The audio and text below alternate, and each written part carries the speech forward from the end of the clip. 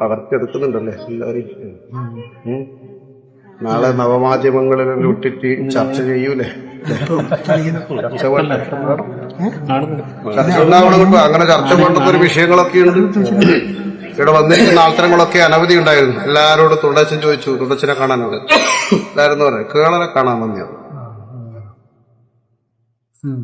കണ്ടനാറ് കേളനെ കാണാൻ വന്നിട്ടാണ് ഇവിടെ എത്തിയിരുന്ന ആള്. കേളനെ വീണ്ടും എല്ലാവർക്കും ഇപ്പോഴും. പക്ഷേ അതൊരു ബുദ്ധിശൂന്യമായിരിക്കുന്ന പ്രവൃത്തി ചെയ്തിരിക്കുന്ന ഒരു ആൾത്തരമായിരുന്നു. 4 ഭാഗത്തും തീയും കൊടുത്തു, നല്ലോണം കള്ളും കുടിച്ചിട്ട് അവർക്ക് നിന്നു അല്ലേ? അഗ്നിയും വായും കോപിച്ച ഒരു സമയം. അഗ്നിയും വായും കോപിച്ചാലെന്നുണ്ടാവും. അഗ്നിയും തീയും ഉണ്ടായി അതിനകത്ത് വരെ കാറ്റ് പിടിച്ചാലോ? അഗ്നിയും വായും കോപിച്ച ഒരു സമയം. അങ്ങോട്ടും ഇങ്ങോട്ടും വായു എതിരി ഒന്നും തിരിയാതെ കണ്ട് ജീവന് വേണ്ടിയിട്ട് പായുന്ന സമയത്താണ് കരിതലിന്റെ മരം കണ്ടിട്ട് എന്റെ മുകളിൽ കയറി. എന്നെ കാട്ടി പേടിച്ചിട്ടും ഭയപ്പെട്ടിട്ട് പാടിയിരിക്കുന്ന കാളിയനും കരിവേലും 2 സർപ്പത്തന്മാർ. അത് ഇടവാർവിലും പറവാറിലും കൊത്തി അല്ലേ? അത് ഇവരെ പിടിക്കാൻ വരുന്നതാന്ന് വിചാരിച്ചിട്ടാണ് അത് പിടിച്ചു കിടന്നില്ല. അതും സർപ്പം ദംശിച്ചു.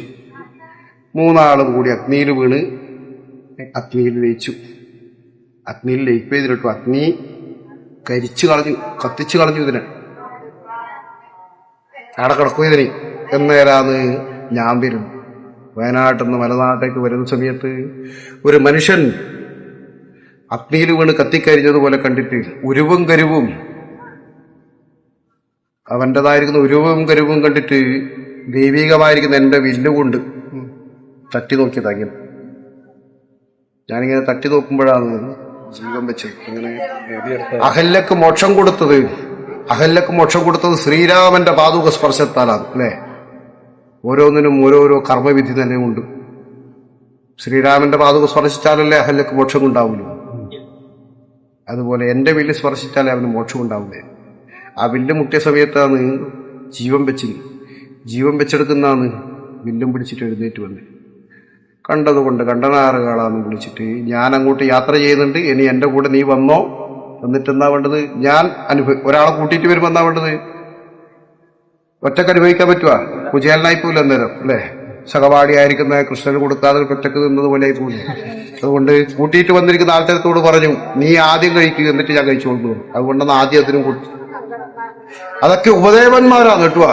അതൊക്കെ ഉപദേവന്മാരാണ് അല്ലെ? സ്ഥായി ആരാന്ന് കല്ലാടി? സ്ഥായി ആരാന്ന് കളക്കന്മാരെ? ഞാനാണ് സ്ഥായി ഇവിടെ. ഇതിന്റെ മൂലം, ഇതിൻ്റെതായിരിക്കുന്ന അനുഭവം, ഇതിൻ്റെതായിരിക്കുന്ന നെടുന്തൂണും ഞാൻ തന്നെയാണ്. എന്നിൽ വീതിയിട്ടൊരു ശബ്ദവും എന്നിൽ വീതിയിട്ടൊരു അനുഭവം കൂടിയില്ല.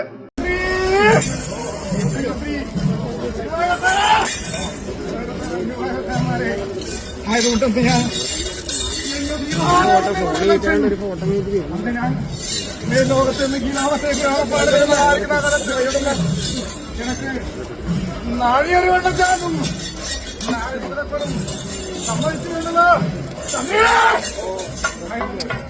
ഈ കൊട്ടാരത്തിരിക്കുന്നതായ ഈ ഇതിലും സഭയ്ക്കകത്തും എന്റെ ജീവിതക്കോലിന്റെ വായിക്കുന്ന പ്രഭ ഈ മധ്യാഹ്ന നേരത്തിൽ അമ്മ അഴിക്കത്തിട്ട് ആരെ കത്തിച്ച് നടനം ചെയ്യട്ടെ.